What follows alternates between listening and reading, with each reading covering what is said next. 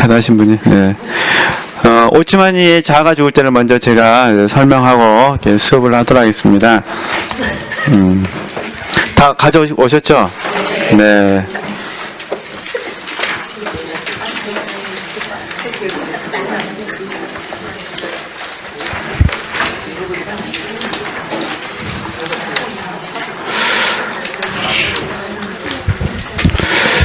네, 다음에 이제 뭐 숙제하실 때 꼭 이렇게 하실 필요는 없었습니다. 좀 더 숙제하시는데 도움되시라고 이렇게 말씀을 드린 것 뿐이니까요. 네. 1페이지를 보시면은 제가 좀 전부 다 하나씩 조금씩 설명해 드릴게요. 왜냐면 이 자체가 지도자 과정, 특별히 말씀의 사역자가 갖춰야 될 덕목들이 다 있더라고요. 어차피 이제 우리 지체들께서 뭐 저도 마찬가지지만 오치마니는 아니지만 영혼을 섬기기 위해서는 이 덕목들을 우리가 갖춰야 되기 때문에 한 번씩 좀 짚고 넘어가도록 하겠습니다. 1페이지 부분에서 이제 우리 지체들이 관심을 좀 가져야 될 부분은 이 자아가 죽을 때라는 책은 다음에 또 다시 읽으실 기회가 있으실 때 이 자아가 죽을 때라는 책은 평신도들에게 뭐 줬다 그런 의미가 아니라 주로 평신도나 일단 우리 목회자든 통틀어서 사역자에게 주신 메시지라는 겁니다. 네, 사역자에게 주신 메시지. 그죠? 네, 이제 오치마니 입장에서 그렇다는 거죠. 그러니까 그의 사역자들에게 들려주었던 이야기라는 거죠.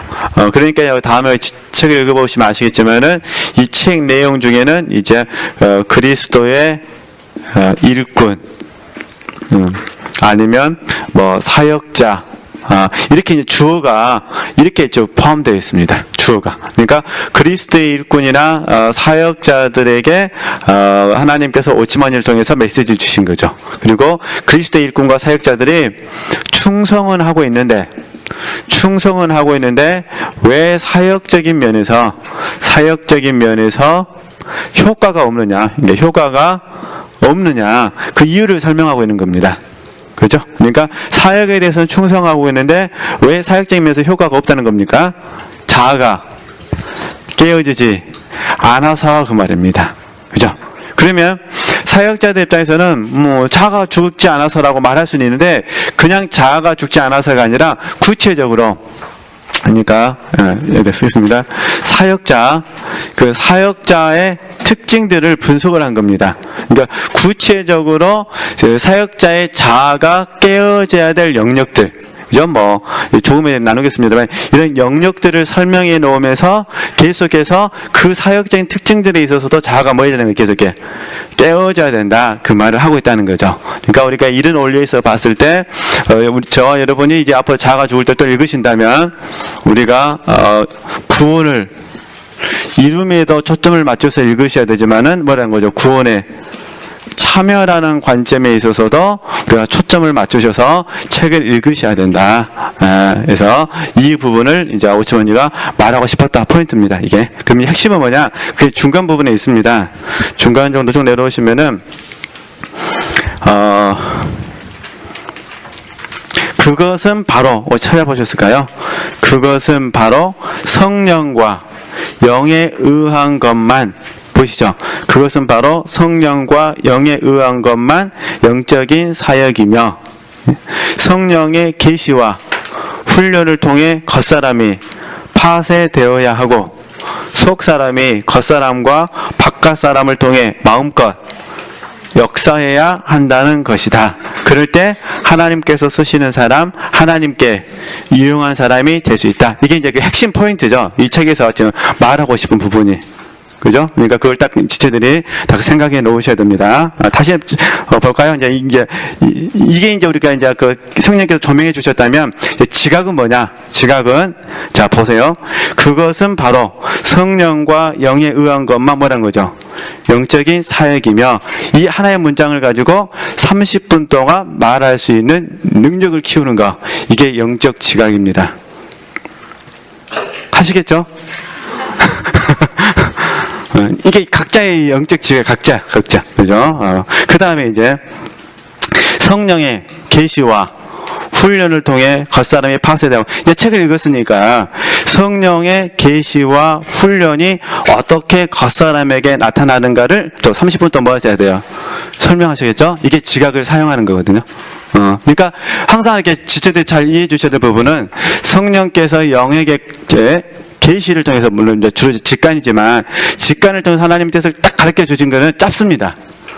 짧아요. 뭐 구체적으로 가르쳐 주신 게 아니라 딱 짧게 가르쳐 주신 것이고 그 부분을 혼과 몸이 이해하고 실천하도록 도와주는 게 영적 지각입니다. 지각.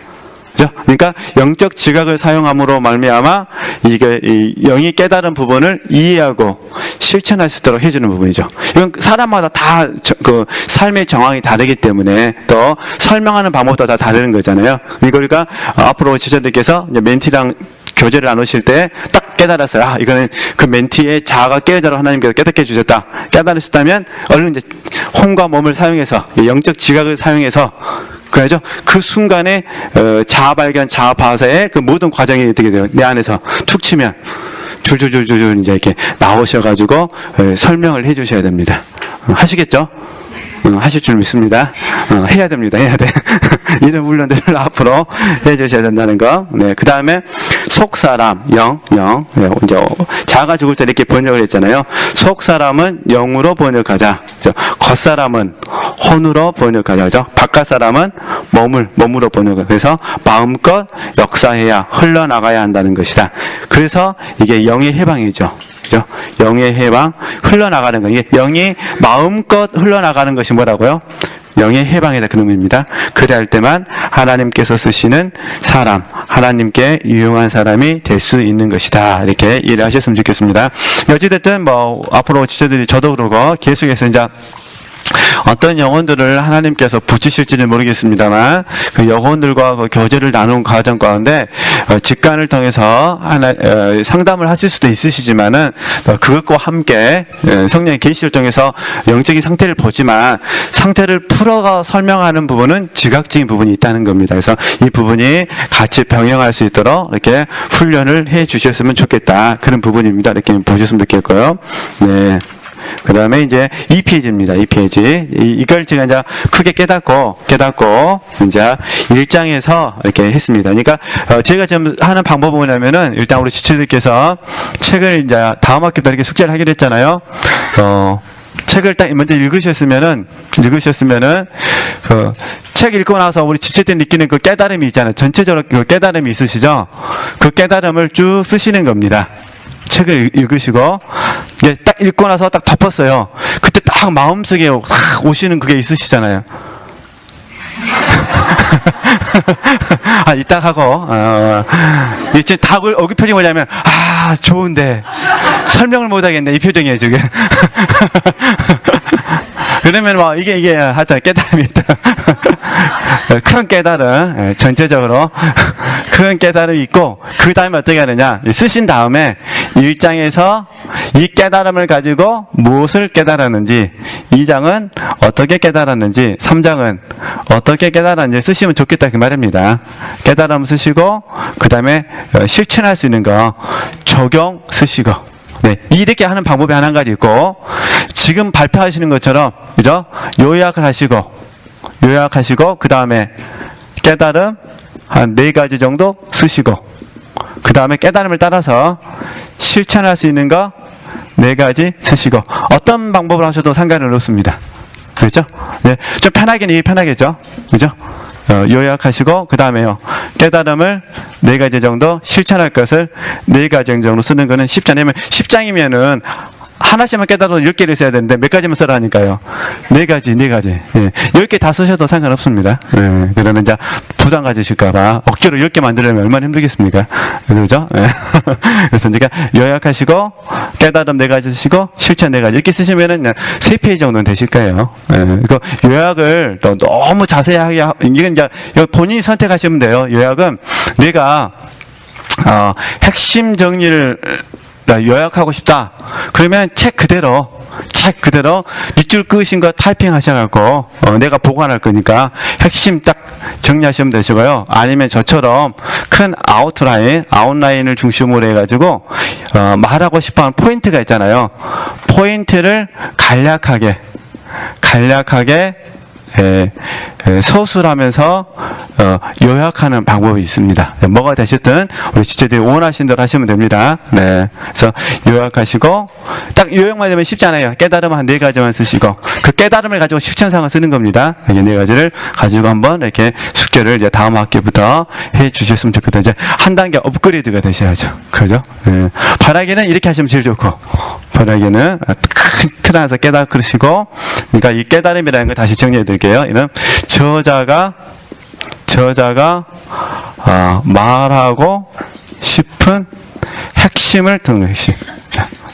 저자가 이 책에서 말하고 싶은 핵심이 무엇인가를 딱 찾는 거죠. 네, 그걸 찾아서 깨닫고 이렇게 세부적으로 깨달음과 적용을 써주셨으면 좋겠다. 네, 그러니까 한번 용기를 가지고 해보시는 겁니다. 네, 안 된다고 하시면 안 됩니다. 네, 우리는 안 돼도 되게 하는 이기는 생명을 가졌기 때문에 네, 예, 한번 이렇게 해보도록 하겠습니다.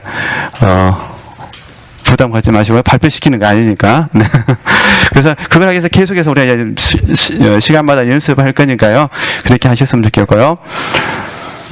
저 같은 경우는 저는 이제 굉장히 계속해서 포럼을 하는 과정 가운데 이제 큰 은혜를 받는 부분은 그동안에 읽었던 책들 중에서 좀 이해하기 어려웠던 책들이 있었는데 그런 부분들을 이렇게 보충해서 막 깨달을 수 있어서 참 좋은 것 같습니다. 그러니까 지금 우리가 이제 다음 학기부터는 우리 어두운 밤을 공부를 하잖아요. 근데 어두운 밤을 강의를 하고 했지만 또 준비를 제가 또 다시 읽었거든요. 다 읽고 또 틀린 부분을 다 찾아서 제가 좀 고치기도 하고 그랬습니다만 그런 과정 가운데 자아가 죽을 때에서 또 영감을 얻기도 하고 십자가의 도에서 또 영감을 얻기도 하고 그런 부분도 있습니다. 그래서 이제 앞으로 강의하면서 이렇게 설명해 드리도록 하겠습니다.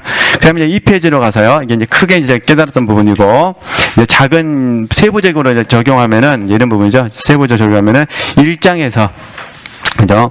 1장에서 저는 왜 우리의 겉사람이 깨어져야 하는가에 대한 답과 성령의 일하심을 다시 점검할 수 있었습니다. 이렇게 쓰셔도 된다 그 말입니다. 무엇보다 구원에 참여하기 위해서는 사역자가 철저히 겉사람이 깨어지고 속사람이 흘러나와야 한다는 것입니다.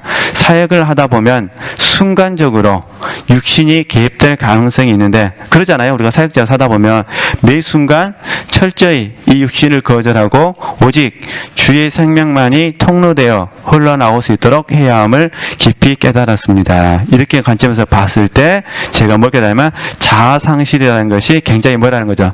필요하다. 네, 그죠? 이렇게 됐다. 이렇게 한번 하시면 되시고요.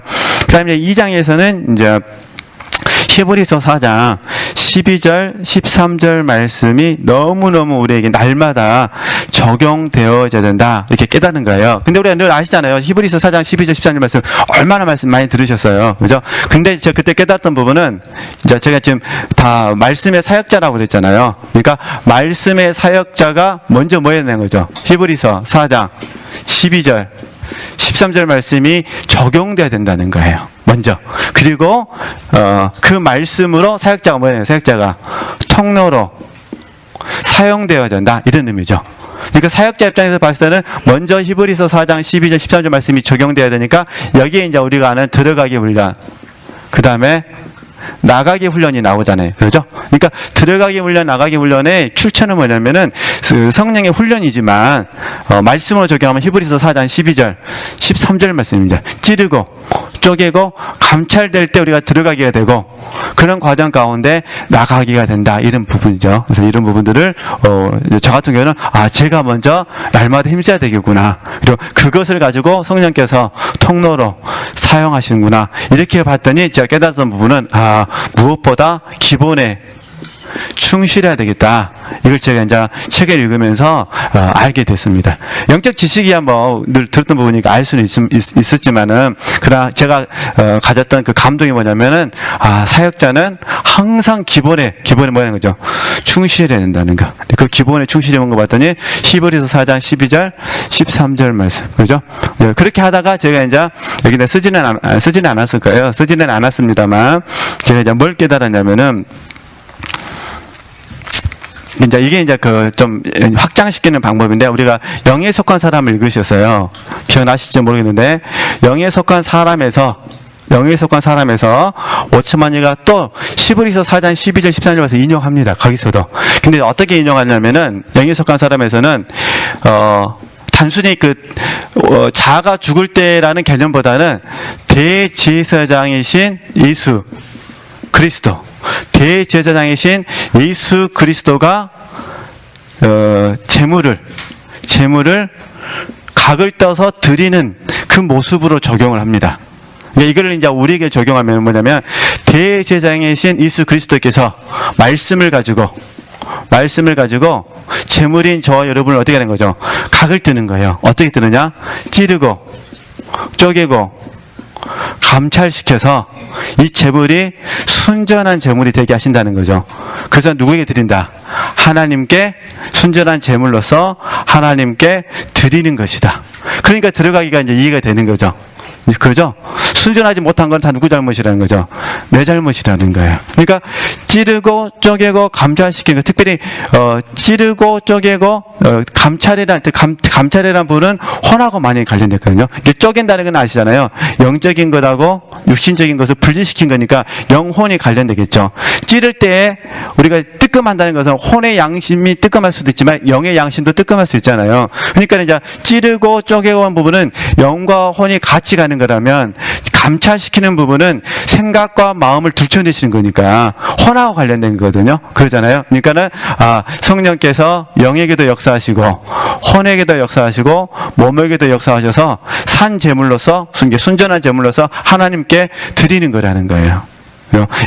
이런 관점에서 이제 영에 속한 사람들 이야기하는데, 이런 관점에서 이해하게 되면 이제 들어가기 나가기 훈련이 이제 좀 더 오치만식으로 이해가 잘 되고, 그걸 우리에게 적용이 되는 거죠. 그러니까 하나님께서 왜 우리를 찌르고 왜 우리를 쪼개고 우리를 감찰시키냐?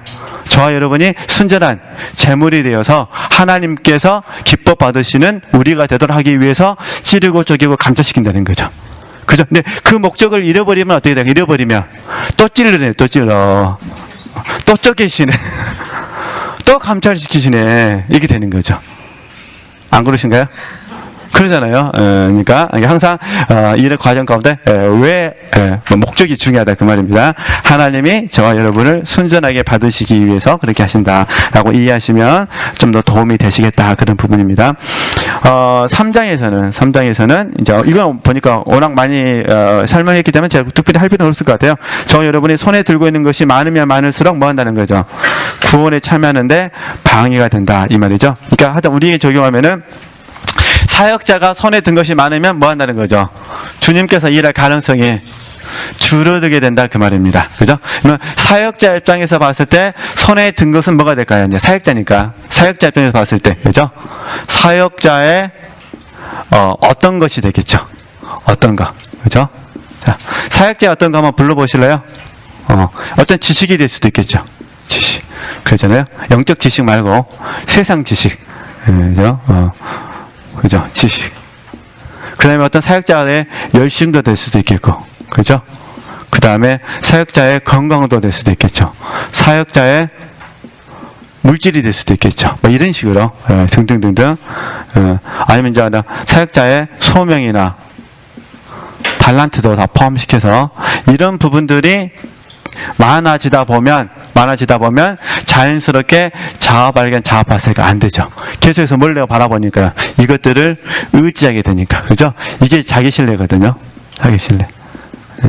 그러니까 자기 신뢰가 무너져야만 뭐 하는 거죠? 영이 몸을 통해서 흘러나갈 수 있다, 이런 부분입니다. 그래서 이런 부분들 잘 이렇게 보셨으면 좋겠다, 그런 부분이고요. 네. 그러면서 저도 지금 좀 제가 아직 정확하게 이해를 못하고 있습니다. 좀 배우고 있는 부분이 뭐냐면은, 오지만요, 참 굉장히 독특한 부분을 말씀하시더라고요. 뭐 겉사람 한계사 이런 건 뭐 다 아시니까, 뭐 워낙 많이 나누셨으니까 생략하기라고 그 3장에서 좀 내려오시면 또한 보이세요? 또한? 우리가 이걸 배워야 된대요. 또한 주님에게 교훈을 구하면. 그러니까 주님께 교훈을 구하고 주님의 손에 뭐 하는 거죠? 복종시키는 법을 배워야 된다는 거예요. 그러니까 주님에게 교훈을 구하고 주님의 손에 복종시키는 법도 배워야 되고 또 뭘 배워야 되는 거죠? 그의 법을 순종하는 법도 배워야 된대요. 그죠? 근데 이게 참 이렇게 어렵잖아요. 그러니까 이게 이제 이런 부분이죠. 지식으로는 되는데, 그러니까 영적 지식은 알겠는데 실제가 안 되는 게 이런 부분이죠. 그러잖아요. 그러니까 영적 지식은 아는데 이 아는 것이 실제가 되려면 어떻게 되겠습니까? 이 과정 가운데, 그죠? 이 뭐 어떤 이 내용들하면은 그 주님의 손에 뭐 하는 법이죠? 복종. 이게 겸손이잖아요. 그죠? 온유와 겸손이잖아요. 예. 그러니까 이걸 직접 뭐 하셔야 된다는 거죠? 배워야 된다 그 말입니다. 그 다음에 하나가 그의 법을 순종하는 법. 그러니까 하나님의 말씀을 순종하는 법이니까 순종하는 방법이잖아요. 어떻게 순종되어진지를 뭐 하셔야 되고 또 주님께 배우셔야 된다 그런 부분입니다. 그러니까 늘 우리도 고민이 그거예요. 알잖아요. 아는데 늘 우리들이 안타까움이 안 된다고 그러잖아요. 그러니까 아는 게 왜 안 되냐? 겸손하지 않아서 안 되고, 그 다음에요, 온유하지 않고, 또 하나는요, 순종하는 방법을 몰라서 그렇다는 거죠. 그러니까 저도 이제 앞으로 더 많이 배워야 될 부분이 이제 이런 부분이 되는 거죠. 하나님이 어떤 제가 말씀을 주셨을 때 제가 이 말씀에 대해서 순종하는 방법을 배우는 거죠. 그죠? 순종 방법. 오늘 저녁에도 뭐 제가 특강할 때도 잠깐 말씀을 드리겠습니다만, 실질적으로 순종하는 방법을 좀 다른 각도에서 설명하면은 반대하지 않는 거예요. 반대하지 않는 방법이에요. 반대하지 않는 방법. 거스르지 않는 방법. 그죠? 이걸 우리가 이제 배워야죠. 자아가 말씀에 대해서 반대하지 않는 방법. 자아가 말씀에 대해서 거스르지 않는 방법을 배워야죠. 그게 순종하는 방법이잖아요. 그죠? 그러니까 우리가 순종이라는 부분에서 자원하여 자발적으로 순종하는 게, 자발적으로 이렇게 복종하는 뭐 이런 다양한 방법을 쓰다 보니까 순종이라는 부분이 우리 너무 익숙해져 있어요. 그래서 딱 들으면은 내가 순종하는 것처럼 느껴지는 거죠. 익숙하니까. 근데 그 순종이라는 부분을 좀 더 강하게 설명하면 거죠. 반대하지 않는 방법, 거스르지 않는 방법. 그러면 그래서 하나님께서 기뻐하라 하셔서 기뻐하라는 말씀을 주셨다면, 순종하는 사람은 당연히 뭐 하겠습니까? 기뻐하겠어. 근데 이제 기뻐하지 않을 때 별로 충격이 별로 안 와요. 근데 내가 반대로 하면, 내가 기뻐하라는 말씀 앞에 순종 안 했으니 지금 뭐하는 거죠? 기뻐하라는 말씀 앞에 내가 먹었죠. 지금 내가 반대하고 해서 지금 거스르고 있어요. 그럼 충격이 좀 오세요, 안 오세요? 와야 되는데. 그래서 지체들끼리 험담하지 말아야겠습니다. 험담하지 마. 그럼 우리가 이 말씀에 순종하면 어떻게 돼요? 순종하면 험담하지 않아야 돼요. 근데 험담하고 있어요. 그게 이게 별 충격으로 안 다가와요. 그죠? 근데 이런 말씀들이 충격으로 다가오려면 어떻게 했습니까? 내 지금 험담하지 말라는 말씀에 내 지금 뭐가 없구나, 지금 거스르고 있구나 생각하니까 지금 잘하고 있는 겁니까? 못하고 있는 겁니까? 못하고 있는 거죠. 하여튼 그렇게 좀 생각을 해보시면, 하여튼 부족한 거는 동영상을 강의를 들으시고 보충을 제가 하시면 되실 것 같습니다. 네, 그런 부분이다. 그래서 저는 고린도전서 2장 1절에서 5절 말씀이 그때 감동이 왔어요. 앞으로 제가 더 배워야 될 부분이 고린도전서 2장 1절에서 5절이구나. 그러잖아요. 사역자 입장에서 이렇게 묵상해봤다 그런 부분입니다. 4장은 어떤 의미냐면은, 제가 이게 부족하지만 사역을 해보니까 정말 힘든 게 분별력인 것 같아요. 분별력이 제일 힘든 것 같아요. 뭐 분별돼야 뭐 도와주죠. 분별 안 되면은 굉장히 좀 힘들어요. 그럴 때 여러분, 이것도 좀 똑같아요. 분별하는 방법을 배워야 되는데, 어차피 분별하는 방법도 우리가 학습을 통해서도 배우지만 학습을 실천하면서 배우시는 거잖아요. 그죠? 그러면은 이제 이런 부분이죠. 예를 들어서 하나 예를 들면은 분별. 일단은 사람을 분별하셔야겠죠. 사람은. 그 다음에 사역을 분별하셔야겠죠. 그러잖아요. 어차피 지체들께서는 사람을 섬길 때는 사람을 분별하셔야 되고, 사역을 하실 때는 어떻게 돼요? 그 사역이 주일인지 아닌지 분별하셔야 되잖아요. 사람, 사역. 이제 사람을 분별하고 사역을 분별할 때 분별될 때도 있지만 전혀 분별되지 않을 때도 있어요. 그러잖아요. 그럴 경우에는 이제 뭐죠? 그래서 분별됐을 때, 분별되지 않았을 때, 전혀 분별되지 않았을 때, 이 둘 중에 이제 이런 것들을 사례를 통해서 스스로가 배우면서 이제 원인들을 이제 이렇게 알아가셔야 된다, 그런 부분이죠. 원인들을. 그러니까 만약에 분별을 됐을 때는 나도 0이고 그도 0일 수도 있어요. 그죠? 근데 만약에 분별되지 않았을 때는 어떻게 될까요? 그도 0이 아니고 나도 0이 아닐 수도 있어요. 우리 살다 보면 그러잖아요.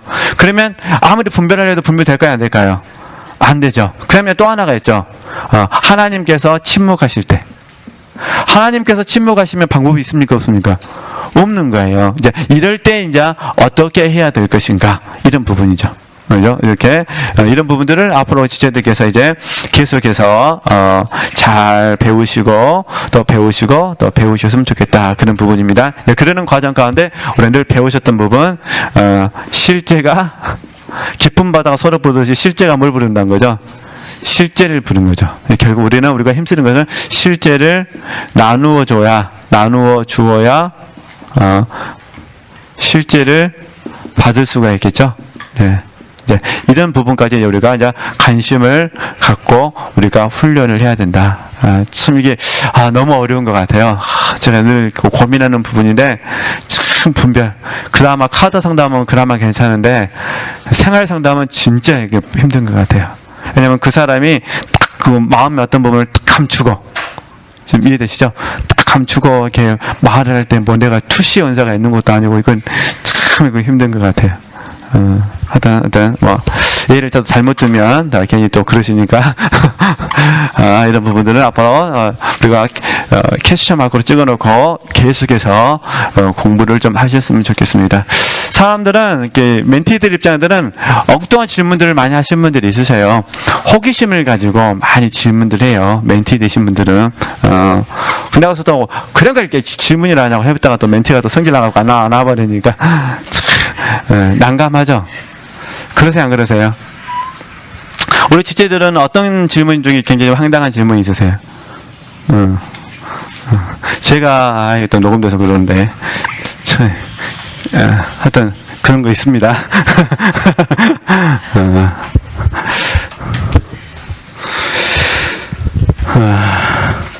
그 다음에 3페이지로 가서요. 녹음 안 되면은 마음 편하게 이야기 하겠는데, 녹음이 되니까 말하면 안 될 것 같아요.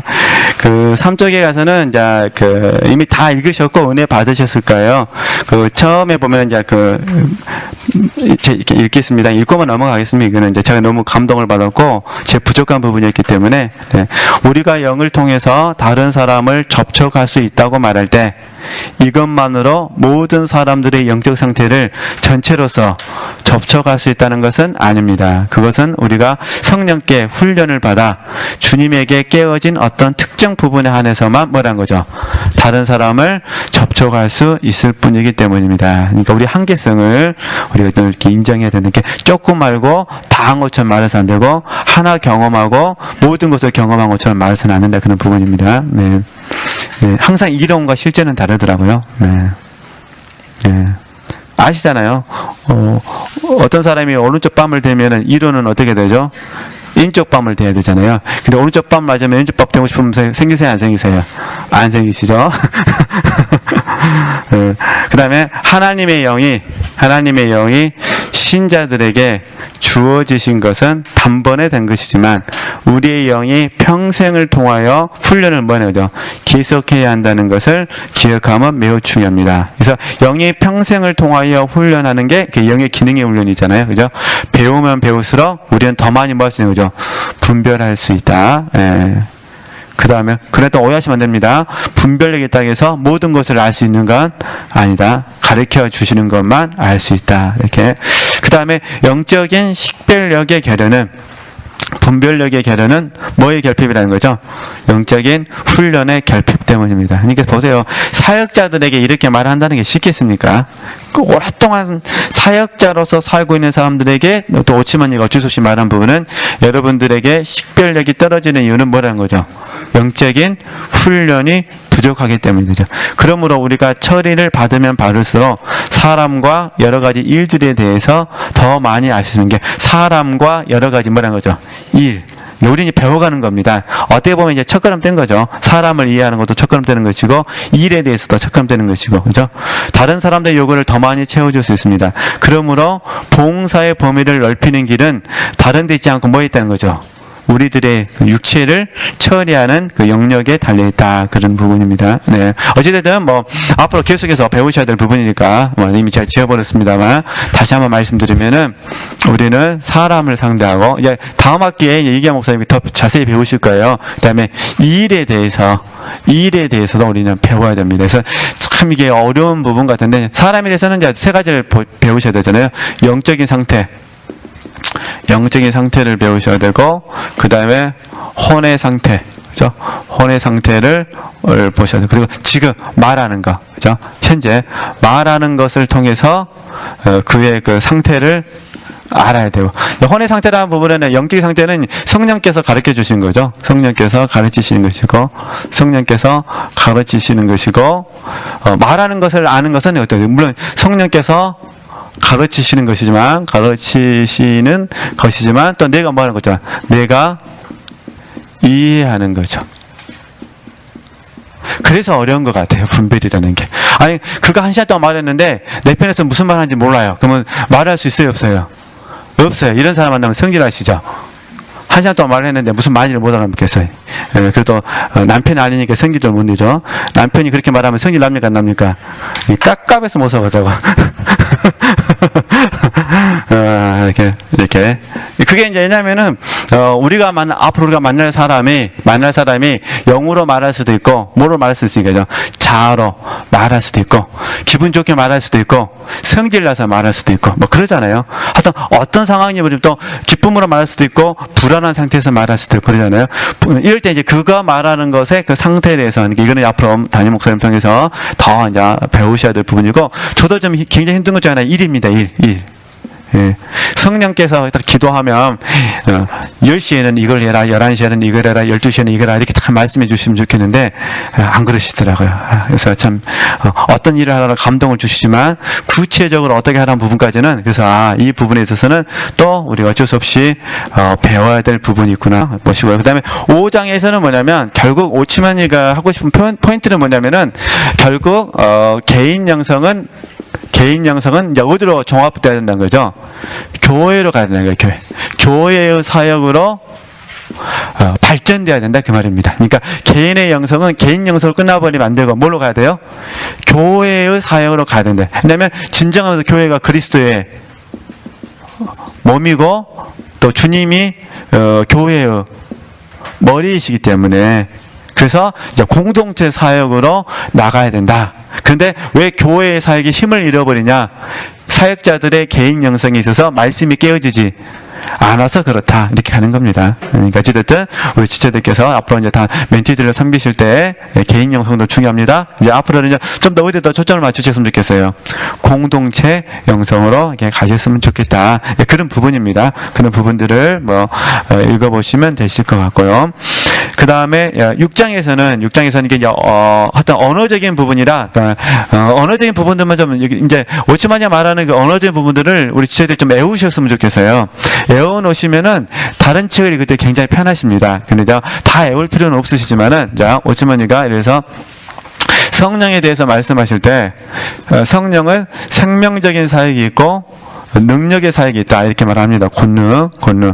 권능의 사역이 있다 이렇게 말을 하는데 그리고 이 성령께서 생명적인 사역과 권능적인 사역을 하는데 계시를 통해서 하시고 그 다음에 훈련을 통해서 하신다 이렇게 말합니다.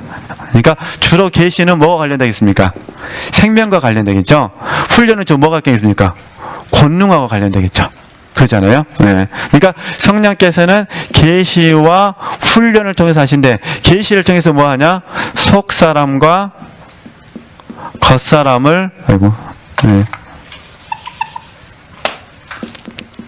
겉사람을 분리시킨다 그러죠. 그러니까 속사람과 겉사람을 분리를 누가 한다는 거예요? 성령의 계시를 통해서 한다는 거예요. 뭐 훈련을 뭐 하는 거냐?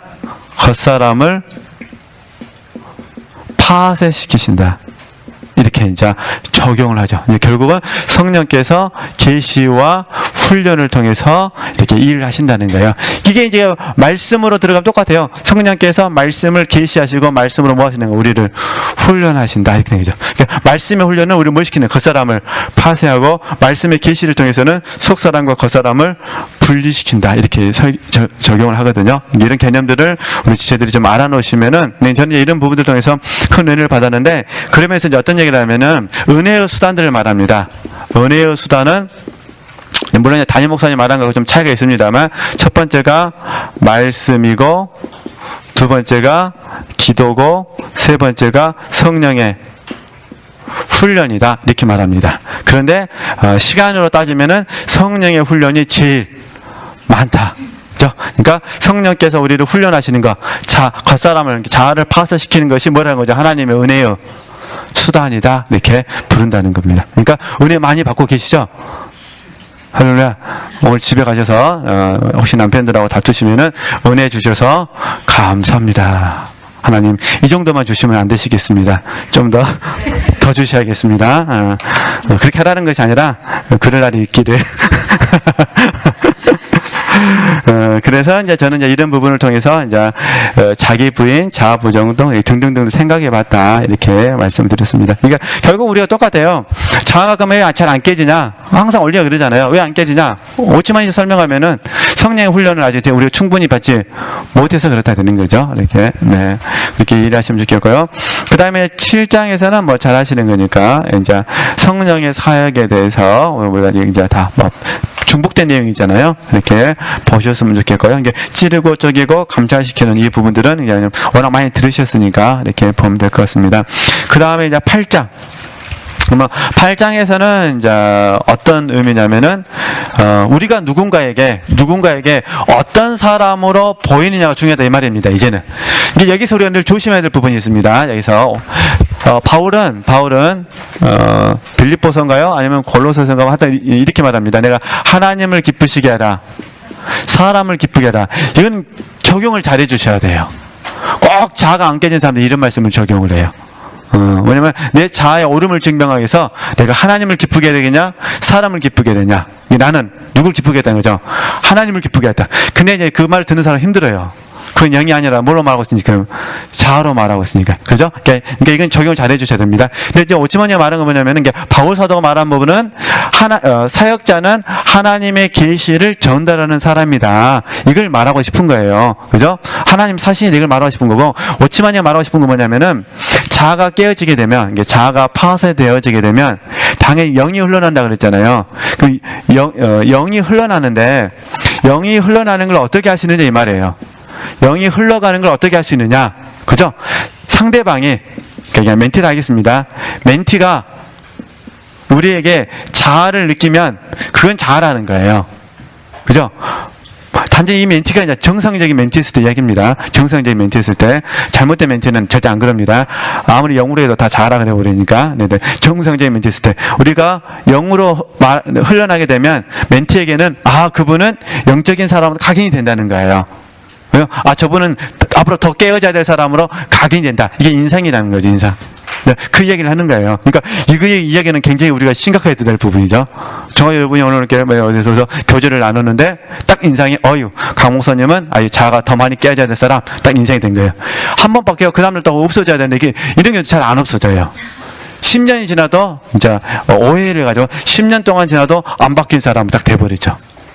이게 그래서 우리가 교회에서 특별히 이 영성이란 부분이 역기능이 일어나게 되면 문제가 복잡해져요.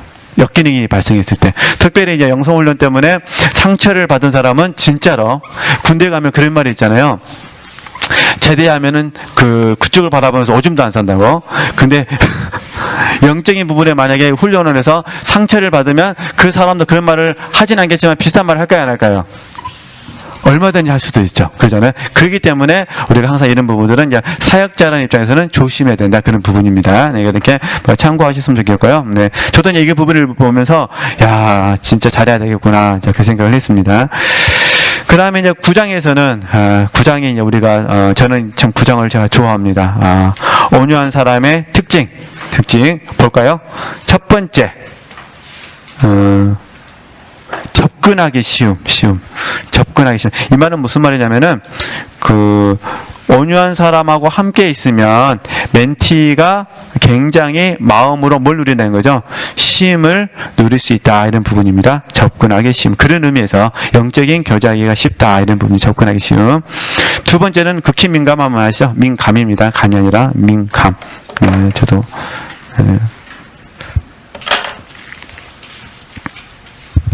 네, 이런 부분들. 네, 그 다음에 교회의 연합생활에 대비돼. 그러니까 공동체로서 사는 데서 좀 좋겠죠. 그 다음에 네 번째 뭐겠습니까? 은혜를 쉽게 받을 수 있음. 그렇죠? 그러니까 성령께서 직관을 통해서 계시를 해주시면 금방 내가 감각되어진다. 그런 의미입니다.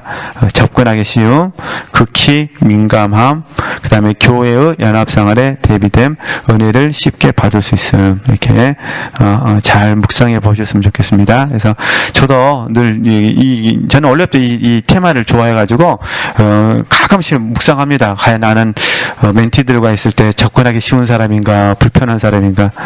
어떠세요? 별로 얼굴 표정 보니까 숙제를 안 해줬으면은 제가 접근하기 쉬운 사람 됐으면 숙제를 내준 이후로 표정이 달라졌습니다. 절대 긴장하지 마시고요.